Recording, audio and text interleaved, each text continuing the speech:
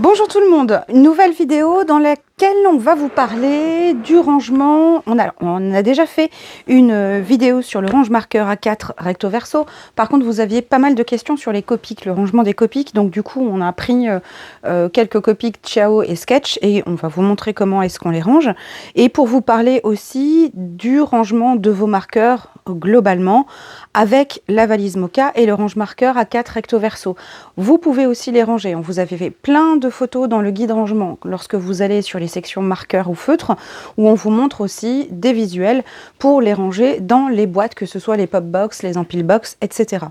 Donc là, j'ai 1, 2, 3, 4, 5. J'ai 5 range-marqueurs A4 recto verso. Donc ces range-marqueurs, ils sont individuels. Donc ça permet de ne pas avoir tous ces marqueurs, surtout quand on a des gammes de marqueurs, des fois on passe la centaine de feutres au niveau des teintes de couleurs. Donc ça fait quand même beaucoup de feutres à prendre. Et le fait que les range-marqueurs soient individuels, ça nous permet de ne pas avoir justement à prendre tout ce matériel-là et de pouvoir prendre uniquement les couleurs ou les teintes que l'on souhaite. Alors bien entendu, il faudra ranger les teintes en fonction de ce que vous utilisez le plus, par exemple. Ou peut-être lorsque vous faites du portrait, vous allez avoir les couleurs chères, les couleurs de ce genre-là. Si vous faites du paysage, etc. Vous pouvez aussi vous organiser comme ça et vous prenez alors uniquement ce dont vous avez besoin. Soit pour partir à l'extérieur, mais aussi pour travailler sur votre plan de travail.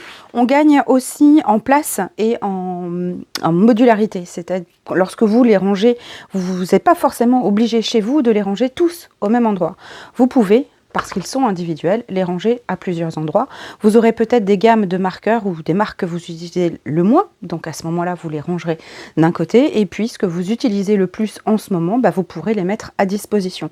Donc c'est ça aussi de se dire, on s'allège dans notre organisation et on prend uniquement ce dont on a besoin. Alors au niveau du rangement, bien sûr, vous avez la valise Moka. Donc la valise Moka ici, que vous utilisez aussi avec les organiseurs, que vous utilisez lorsque vous gérez vos activités créatives, mais ça on en a déjà parlé. Mais dans la valise Moka, vous pouvez mettre 3 ranges marqueurs.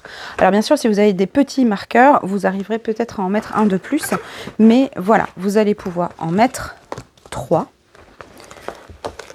Hop, ici. Alors la valise, lorsqu'elle est à plat, vous verrez l'ouverture, il faut aller la chercher un petit peu, ici. C'est complètement normal. On n'a pas pu la mettre, par exemple, ici, sur le devant, puisque ça aurait gêné l'ouverture de la mallette et on n'aurait pas pu la mettre à plat. Donc c'est pour ça qu'elle rentre un petit peu, mais il est tout à fait possible, elle est plus visible lorsque la valise Moka est remplie, bien sûr. Donc ça, première solution, la plus facile dans la valise Moka, puisqu'en plus, vous allez pouvoir l'emporter très facilement avec vous. La valise Moka, vous avez une poignée et vous avez des sangles ici pour pouvoir emporter ce qu'il vous faut. En plus, si vous n'avez pas 3 ranges marqueurs, ça vous permet dans des pochettes EVA de mettre du papier ou ce genre de choses et vous allez pouvoir partir avec votre colorisation, votre nécessaire à colorisation très facilement. Alors, vous pouvez aussi mettre un protège organiseur. Donc là, par exemple, celui-ci, ça me permet de vous montrer que dans la durée, la customisation que j'ai pu faire tient très bien avec les feutres, donc les marqueurs. Donc voilà, dans le temps, ça tient très très bien. Et donc, vous allez pouvoir en mettre 2. Si vous avez envie de les ranger dans vos meubles. Donc en fonction du marqueur, généralement on les met à plat, mais il y a peut-être des marqueurs tête vers le bas. Donc à ce moment-là, vous pouvez les mettre de cette façon-là ici, ou alors vous pouvez aussi les mettre à plat, les regrouper par type de marqueur, les mettre à plat, et à ce moment-là, vous prenez uniquement ça, ou l'une ou l'autre des collections, pour pouvoir travailler.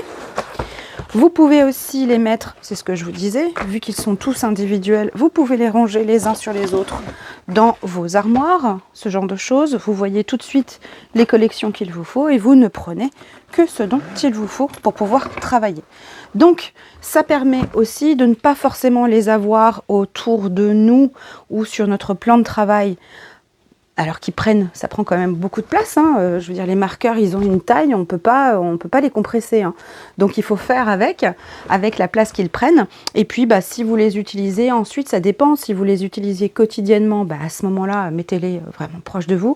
Si vous les utilisez occasionnellement, alors ça dépend, marqueur aquarellable, marqueur à alcool, vous faites plus de l'aquarelle, vous faites plus de marqueurs à alcool. Bon, bah voilà, vous allez pouvoir vous organiser sans forcément avoir besoin d'avoir tous vos marqueurs avec vous. Vous allez pouvoir séparer vos rangements et les ranger comme bon vous semble. Alors, on a pu déjà faire des vidéos, hein, pour vous montrer avec les range marqueurs. Là, bah, c'est justement tous les feutres tissus que l'on a utilisés pour faire la customisation sur nos organiseurs. Là, on a les écolines. Alors, c'est toujours du recto verso, bien sûr, hein, donc on peut les trier par teinte, ce genre de choses. Ici, on a les Nuvo, la marque Tonique. Donc là, je vais laisser ça ici parce que ceux-là sont neufs. Donc, ce qui fait que dans le guide rangement, c'est ce qu'on vous a montré un petit peu, les élastiques. Les élastiques, tous les élastiques, au bout d'un moment, se détendent. Donc, on ne pouvait pas non plus faire des élastiques qui soient trop détendus parce que au bout d'un moment, les feutres seraient complètement lâches, ne tiendraient tout simplement pas. Donc là, vous voyez, les pro marqueurs, quand vous recevez, il faut les aider un petit peu pour pouvoir les ranger, par exemple ici.